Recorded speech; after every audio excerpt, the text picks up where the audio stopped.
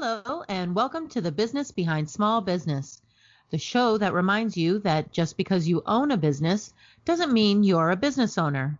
In each episode, we will discuss a common issue small businesses face and offer tips and advice from the perspectives of two business owners, one that built to sell and one that built to inherit. We are your hosts, Savannah Stone and Chloe Lee. There's a lot of business behind small business, so let's get to it.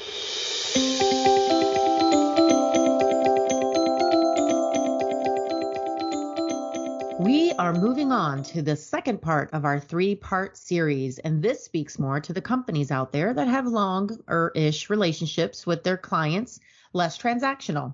You have to onboard these clients, and there's a whole process before you begin. We'll discuss what that looks like, better yet, what it should look like, and how to make it pain-free and foolproof for you both.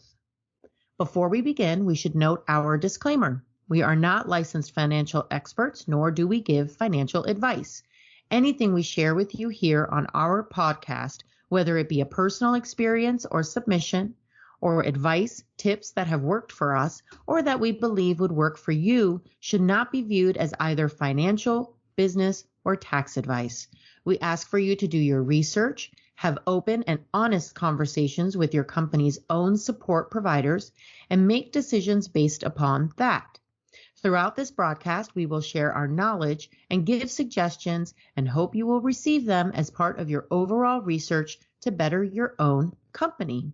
So, Chloe, what do you suggest are what not to do or what not to forget, if you will?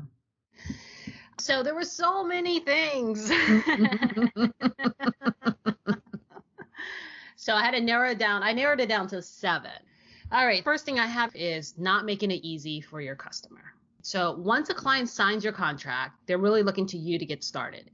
So many times have I seen people onboard a client to something new, and they're literally just waiting for the customer to tell them what to do, waiting for the customer to, ask questions and kind of prompt them for certain things. And that's just not a good way to start, because then you're making your customer do all the work and you're not making it easy for them to be able to do business with you. Also, the other thing to think about too is oftentimes if your service or product is complicated or not very intuitive to those who are using it, those kind of onboarding will take a lot more human support so that they can actually get acclimated to your service or product. And along the same lines, are you providing enough touch-ins so that you can actually prevent frustration rather than waiting for the customer to come complaining to you? Another way to think about whether or not you're making things easy for your customers is when you're communicating with your customers, are all your emails and all your interactions done in a way and in a language that they understand? Or is it in a jargon that only those in your industry understand? And that's very common in the accounting industry or financial industry, where there are a lot of words that business owners start to feel very insecure about themselves because they don't understand it, and you don't want them to feel bad about themselves. A lot of times as professionals, we tend to kind of fall back on what we're comfortable with, and we kind of forget that the person we're speaking to certainly does not understand some of the words coming out of your mouth. So is everything you're doing to onboard your customer kind of done and said it in a way that it's easy for them to understand? So overall, for this first point, is your onboarding process designed to make things easy for you or for your customers? Yeah, I completely agree, because if you're not making their lives easier, they're going to start questioning whether or not they want to be working with you. The one thing you want them to do is make them exhale. If they're not exhaling, if they're inhaling, then they're holding their breath and they're like, oh my God, this is going to be painful. If they're exhaling, then you've just given them a level of security, given them a level of relaxation. And that should be the focus of your onboarding process. Yeah, and I think over the years, as we've gotten to a place where everything's so much more automated and all these new services come out, like these companies, these SaaS companies, these, software as a service companies, they've really raised the bar high. And so because of that, everybody else has to raise the standards too, because that's what we're all used to now. We expect things easy because we've been, given it in a way that it is easy. I would like to say that people's tolerance for an onboarding process to be complicated or hard or manually intensive on their end is really, really low at this point. I agree. Number 2, not knowing what kind of impression you want to make. So this kind of goes back to our last episode of what we were talking about, who do you want to be and who do you want your company to be? Mm-hmm. If your company was a person, I think, Savannah, you had mentioned this. If your company was a person, what kind of personality will it have? How would it talk? How would it act? Mm-hmm. Your onboarding process should have the same brand you're showing when you're marketing or when you're going through your sales process with your customer. If you are both the person who sells the service and product and you're the one onboarding, okay, that's a little bit easier to kind of thread that through. But let's say that you're at the size where you're thinking of, or you soon be hiring a salesperson or a sales force, an onboarding manager, to the point so that the person who's onboarding and the one doing the sales are different people.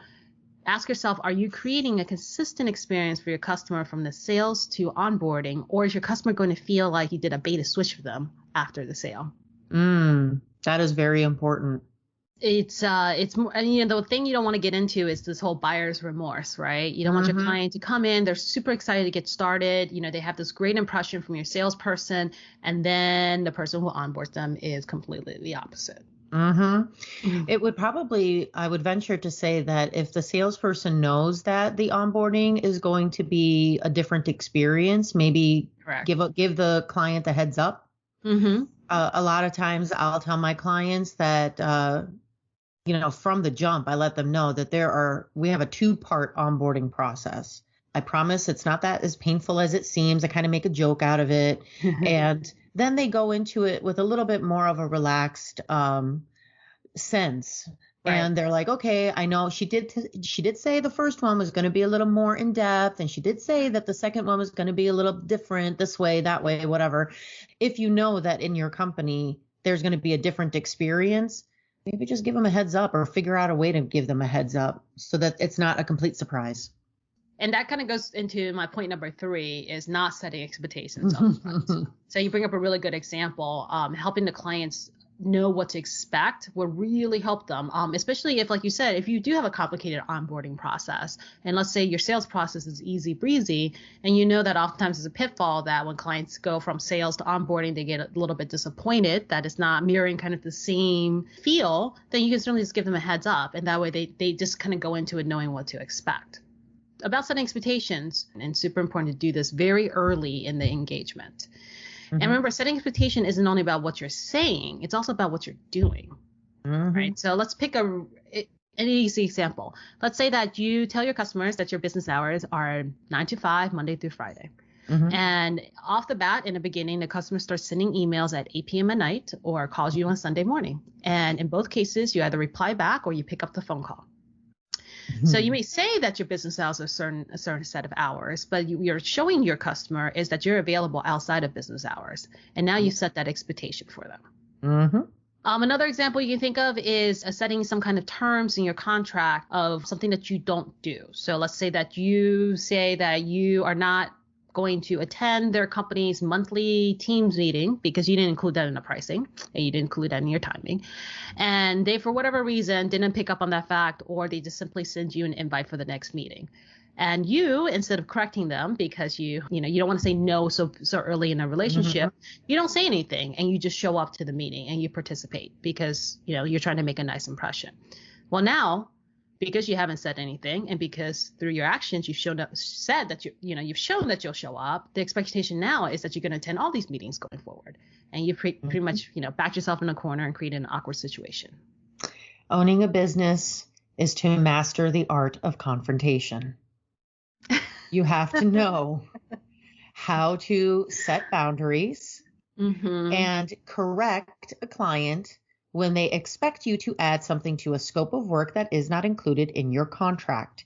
It's a difficult conversation. It's very awkward. It does make you feel like they're going to yell at me or they're going to fire me, but it doesn't matter. You're the owner of this business. And I am currently watching a show that is about working parents, but still owning a business. And one of the things that they keep saying over and over is no one's coming. And what that means is no one's going to come and do this for you. No one's going to come and talk to them for you. So you have to be the one to master the art of confrontation and scene. Yeah. Well said. Well said. I mean, just a quick note on that. Like, I certainly felt that pressure in the beginning, especially if if your business in your mind is still a startup. And certainly people still, it's not like it's just startups. Like you're thinking like, a company that makes $100,000 a year, this is what they're afraid of. And this is what they will broach. I've seen companies, owners who are, of $5 million, $10 million, who are still not ready to say no to their customers. And so when their customers ask them to jump, they ask how high. And they tell all their staff to do the same thing, which depending on what you're doing can cause a little chaos. So when I was doing this, when I was going through it, I essentially just had to keep reminding myself the privilege of doing business goes both ways. It is a privilege for me to do business with my customers, and it is a privilege for my customers to do business with me. And I am in my full right to be able to set my boundaries about my business however I want, just like they're able to set a boundary about their business however they want. And if we're both good people and a good fit, then we find a way to make it work. That's right. All right. So, amen, sister. Point number 4, things not to do is never under communicate when you're onboarding a new customer. Getting to know a new customer is the same as getting to know any new person that comes into your life. You don't know how they communicate. You don't know what they think. You don't know what experiences they're drawing from. You don't know their bias. You simply do not know them. So the key during onboarding is that you are getting to know each other. And during this time, you don't want to make the mistake of under communicating. Don't assume anything up front. Be upfront, be transparent, and over communicate rather than under communicate. All right, point number 5 is a mistake that's done often is not following up. So especially during onboarding, assuming your customer will simply do what you ask when you ask is going to land you in a world of hurt and headache. Following up is the easiest thing to do, even though it feels very tedious, but it's probably the best thing you can do for your new customer, because honestly, everybody is busy all the time. And most people appreciate reminders because they know that you're simply trying to get them to their goal, which is to use your service and product to solve their problems. Number 6 is not having a specific plan when you onboard your customer. You have to have a clear plan of action, and you have to have benchmarks so you know what you're aiming toward and what you need to hit. And these benchmarks are the same thing as any project goal.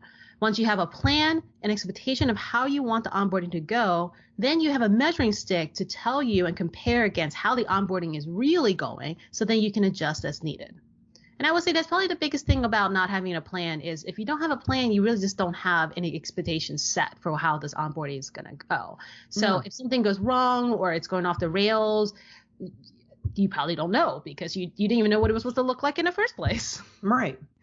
You have to have some level of a process, and you have to have that process written down. The goal should be to remove you, the owner of the business, out of the onboarding process. And if you don't have it written down, it's in your head. How is anyone else supposed to follow it?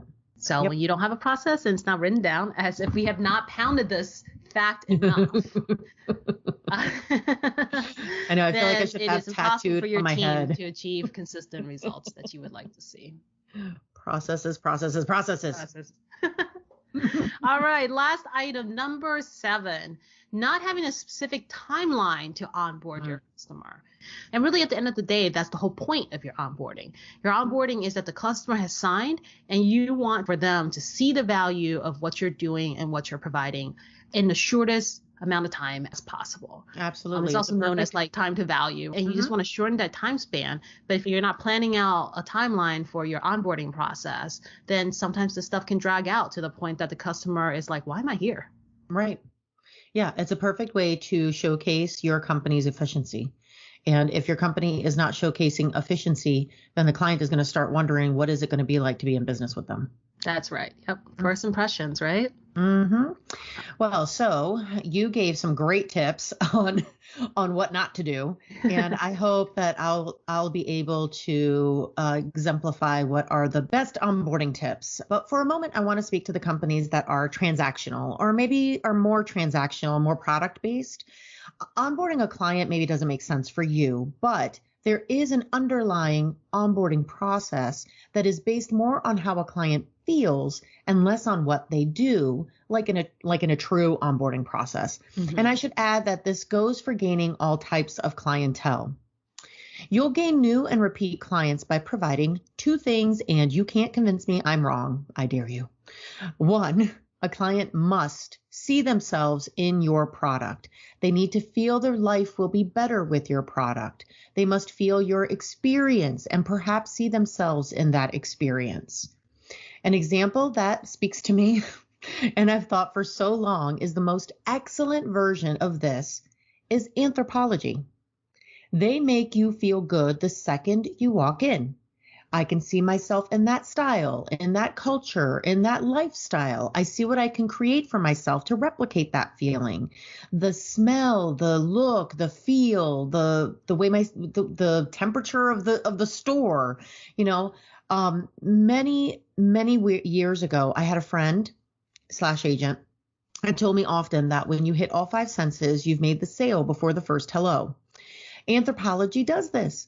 The scent when you walk in, what you see, what you feel. I mean, I guess you're not tasting anything, but I suppose you could if you licked a candle or two, but you get the picture. Make your clients see themselves in your product. This is a subconscious onboarding process, right? Yeah. They walk in, that's maybe part one of your onboarding process. They automatically are turned on by what they see. That's the second part of your onboarding process.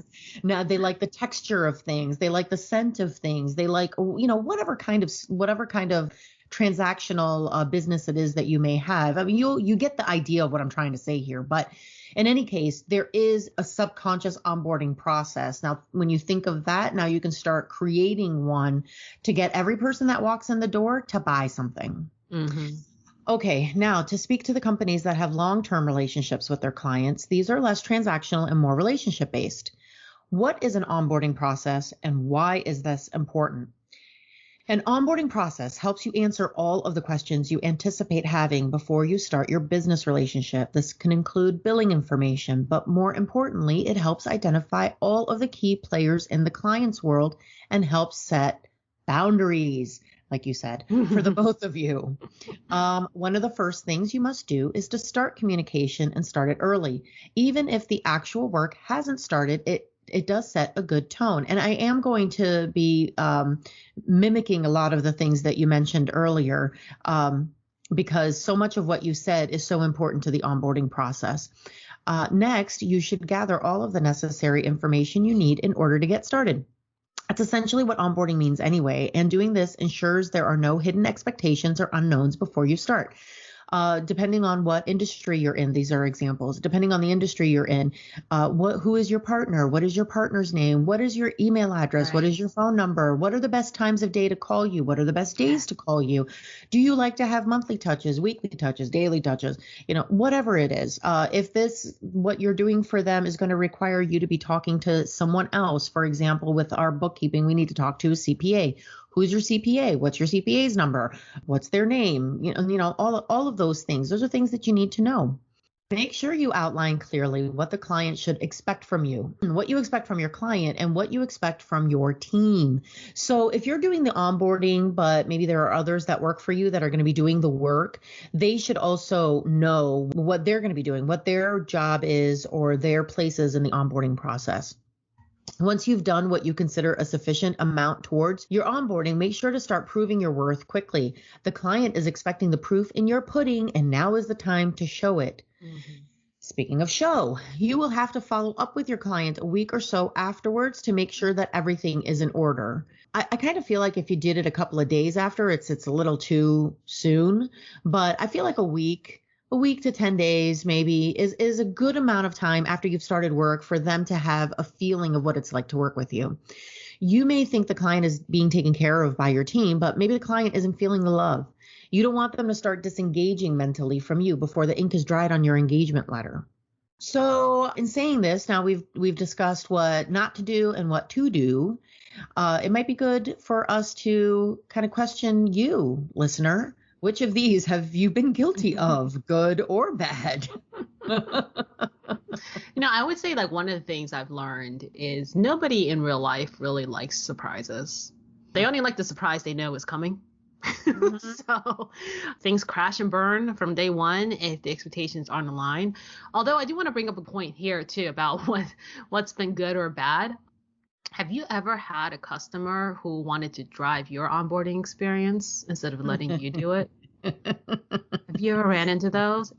Sometimes there are customers who would like a lot more control than you probably would like them to have. The one thing I've learned is you push back hard in the beginning. If they keep basically telling you what the timeline should be and what the plan is, then you should take that as a telltale sign of that's how the rest of the engagement is going to go, and whether or not this really is a customer that you want to keep around. And if that is what you end up with, then I suggest you take a listen to our podcast about how to fire a client. I will say that that's really only happened when I was newer in creating my onboarding process, because I didn't really have one written down. I would have, and I would sometimes gladly allow them to take the driver's seat because I really didn't know what was best for me and my company. But then I started to create almost a script of what would be done and said. And it's so cut and dry that there's no way for them to intervene. Where they can and they have intervened is with the engagement letter. Oh, I need this to be changed. I won't sign it if this is in here, blah, blah, blah. And a couple of times earlier on in my career, I have taken bait and been like, yeah, sure, I'll change that. Not a problem. I'll change that. And then it did set the tone for the relationship. So I learned early on to not do that. And if I have a client that says, I won't sign this because this is in there, then I do turn around and say, that's unfortunate. But I'm not willing to change it because it changes the level of liability that I have to take on. And right. I can't do that. So perhaps I'm not the right fit for you. Yeah, and that's the thing too, is being empowered to kind of spot the right clients. A lot of it goes back to, again, who you are, who you want to be as a company, and then being able to identify the ideal clients for yourself. I certainly have terminated engagements, during onboarding, because it's just, if this is going to be an idea of how the rest of the engagements will go, then it's probably better for both of us that we kind of go our separate ways, right? You don't have to do business with everybody in the world. It's okay. Yeah. Yeah. Funny enough, when I have done that, when I finally started to have more faith in my voice, and I did do that, and the person would go away and then they would come back willing to follow my rules and guidelines. Not all of them came back, but the ones that did turned out to be pretty good clients because they realized that this woman's not fooling around. She's not going to allow me to. So, and then for some of them, the ones that it does vibrate well with them, they will be like, okay, I want to work with somebody who is going to stand by their convictions, and they weren't willing to change them even for me. So I want to work with somebody who is going to advocate for me with the same level of gusto that they advocate for their own business. So in a couple of cases, it has turned out very well. So with companies that are kind of product based or products driven versus service driven, it's kind of the same thing. I always just ended up thinking of my service as a product. A client can maybe change the color of the product, but they can't change the shape of the product. Right. They can't be like, I know you're selling a square, but I really want an oval. Okay, well, sorry. That's not what I got. It is what it is, right? And maybe you should go to the next company that sells an oval, but we sell squares here. Like you were just mentioning too, is just setting that expectation up front, your tone and what you think the onboard parties will look like, so you can, have a very fruitful engagement for the remainder, or however long the customer's with you. It goes back to the art of confrontation. In each episode, we like to connect a famous example to our discussion to help you relate our talking points on a more global or well-recognized scale.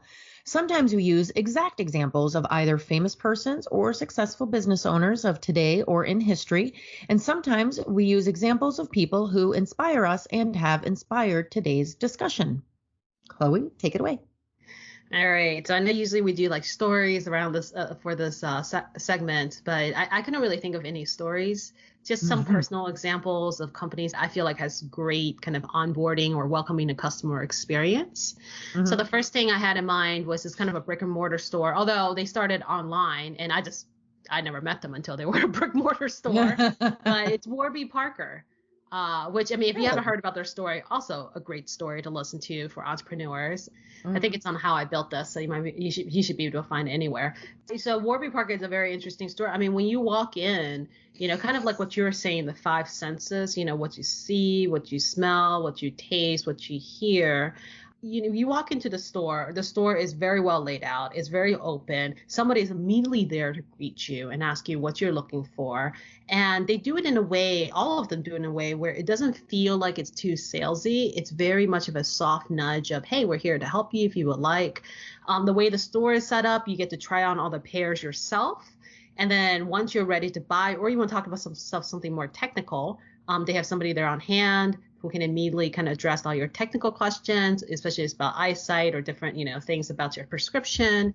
They are there as long as you need to kind of walk you through the entire process. So it's very like a relaxed environment. You end up feeling like, you're with a bunch of friends, and it just makes you so much more relaxed, which you don't even think of when you go to an eyeglass store. No.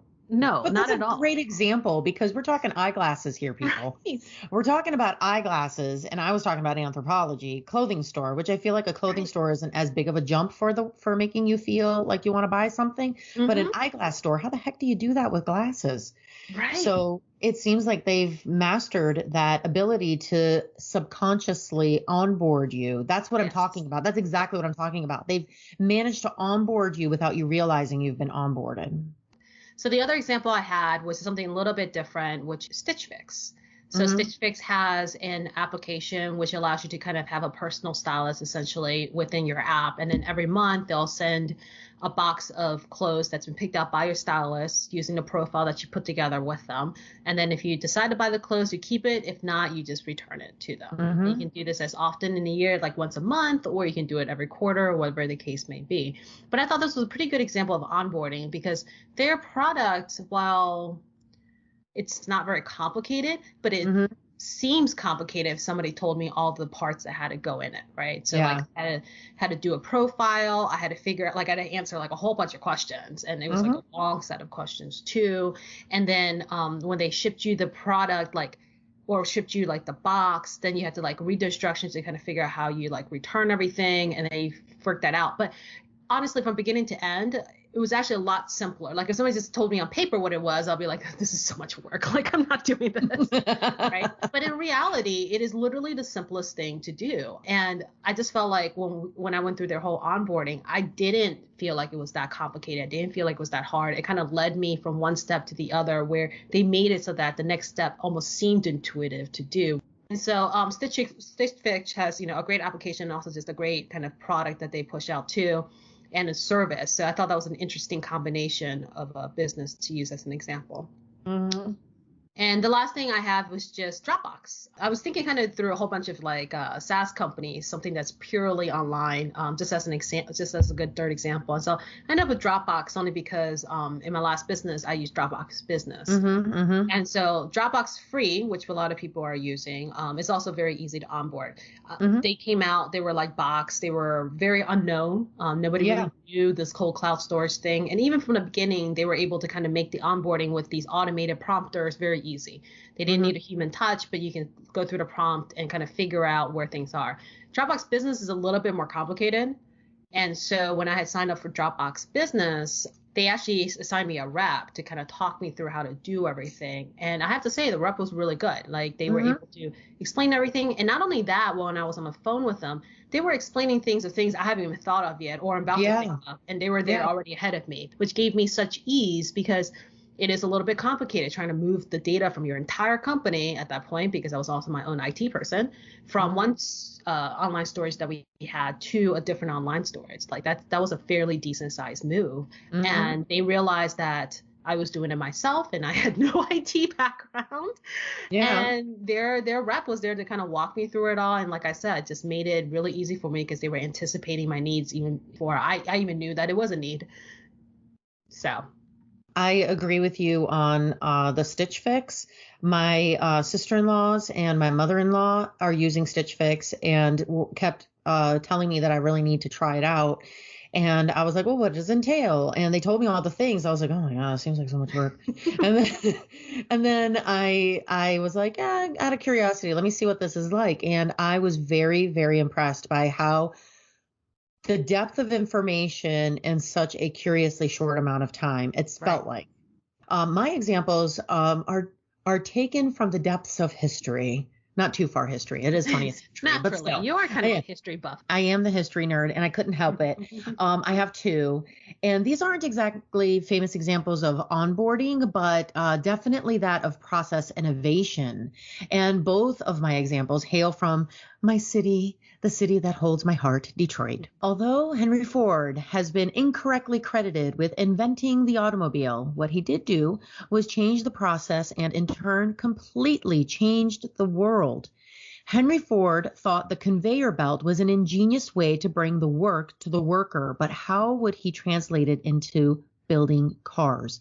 It took him a minute, but in 1913, he successfully created the first of its kind.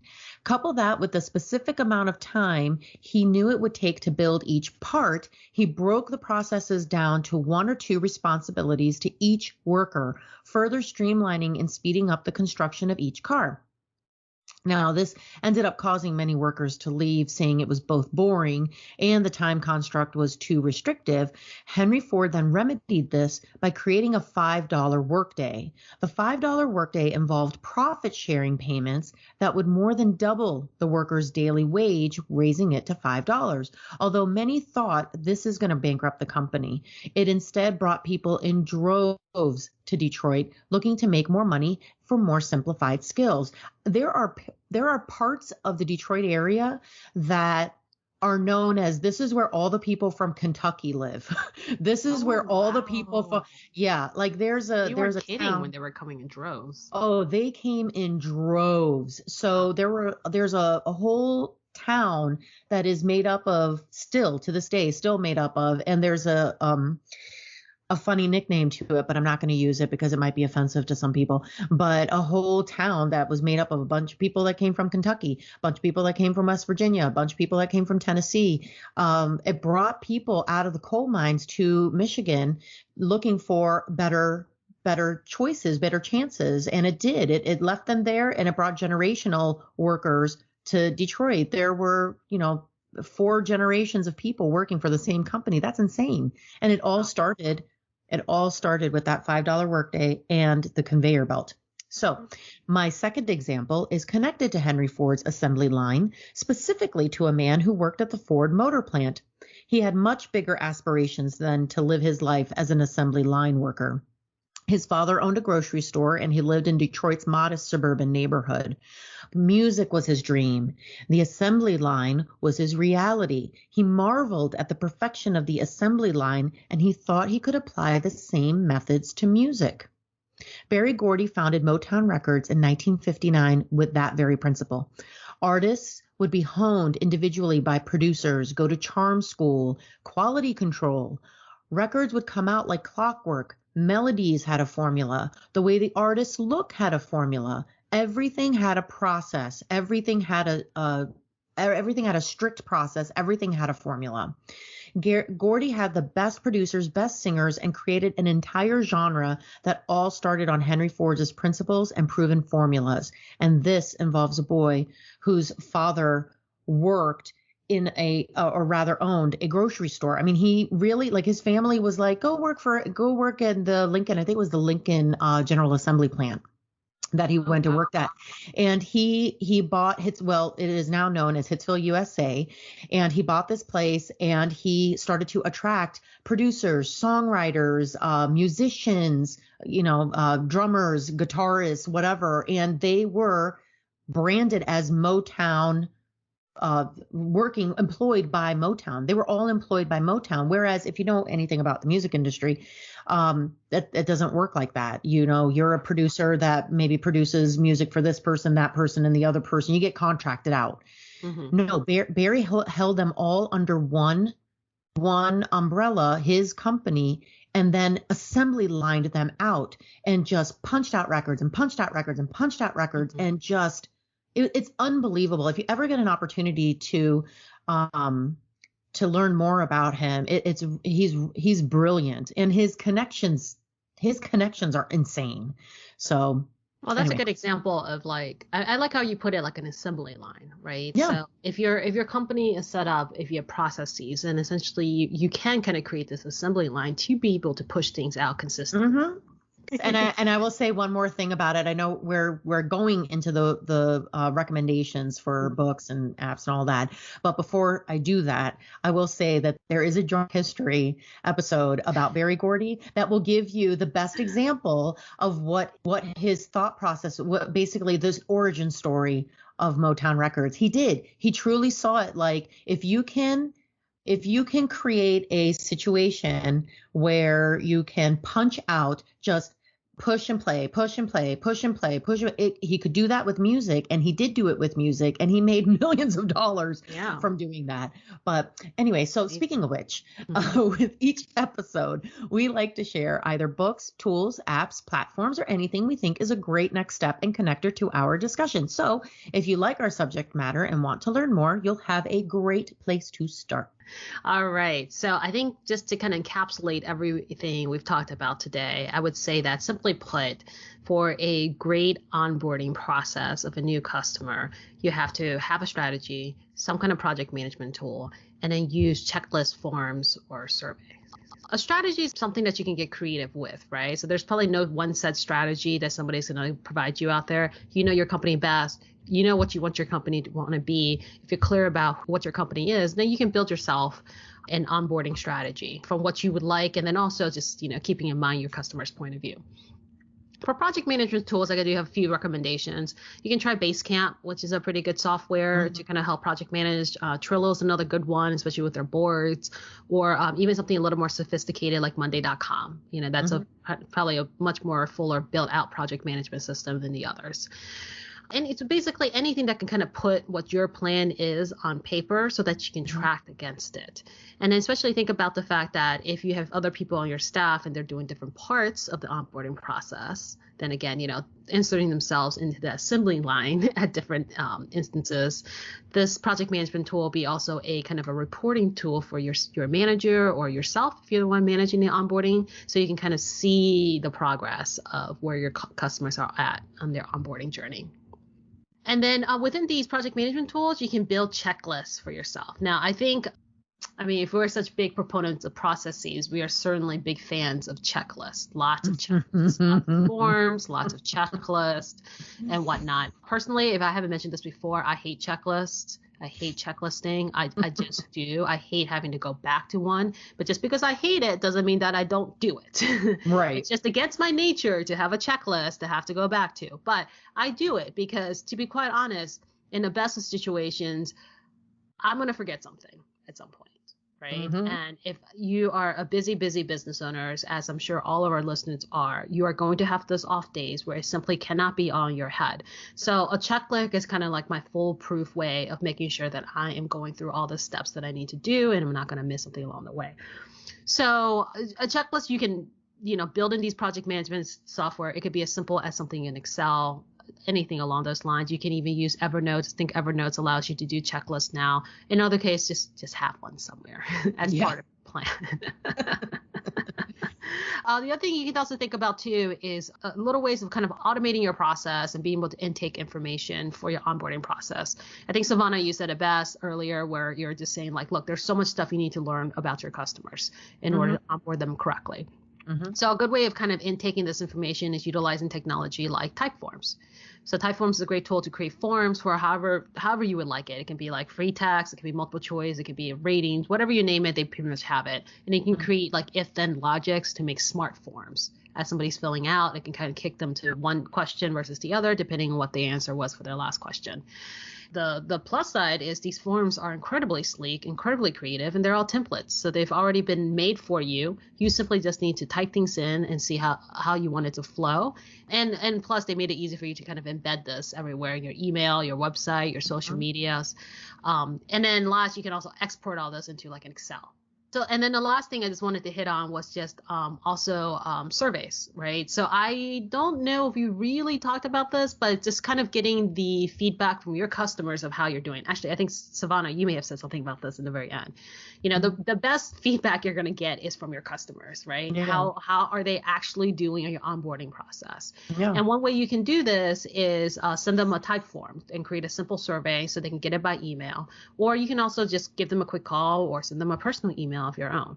All in all, that what you want to do is you just want a survey so that your customer can get a chance to tell you how they really feel and how they're really experiencing your onboarding process that you created for them. So I'm going to touch on that as well, because I do agree with you. Processes and checklists, whether or not you like them, are very important to your onboarding. But before I say that, I do want to touch again on the Henry Ford and Berry Gordy examples. There is so much to learn about the both of them. And if you're into biographies, I highly suggest you grab yourself a copy on either individual or see if you can find, there's got to be podcasts or definitely. I'm sure. Well, yeah. And like I said, there's definitely a drunk history episode. They were both brilliant and terrible in their own ways, but like there were some terrible things that they did, but there were also some really brilliant things. As the most interesting people in history typically are. For sure. So, and I don't have a book to recommend, but I do have 2 platforms you should look into to help automate your process and perhaps give it a more assembly line feel. One is Process Street. I've mentioned it before, but I should say this is the best way to both write down your processes and to quality control them as well. It does have conditional logic availability. It is a checklist. It is the if this, then that-ness to it. And if you have more than one type of service, you can break those services out as well. And Process Street will send emails out on your company's behalf. There's so much to learn about it. And I will say that their onboarding process is pretty neat. They answer every question, and there is an answer for every minor detailed question that we had. It was brilliant. So I can't say enough about Process Street.